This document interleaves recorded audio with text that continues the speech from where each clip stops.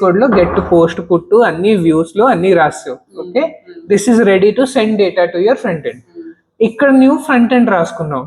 Front end లో నువ్వు అన్ని హ్యాండిల్ చేయడానికి రాసుకున్నావు, మ్యాప్ ఇవన్నీ ఫంక్షన్స్ రాసుకున్నావు, HTML రాసుకున్నావు, JSX రాసుకున్నావు. ఆ కనెక్షన్ ఎట్లా అని అడుగుతున్నావు. ఆ కనెక్షన్ ఉంది కదా, ఇదిగో ఈ exact line. That connection is not very complex thing. Connecting front and back end is not very complex. It is exactly one line. This exact one line that you have written, right? Fetch this address you see here. This is your backend address. This exact line, this exact point is connecting your front end to back end. Where have you written this fetch? You have written it inside the front end, right?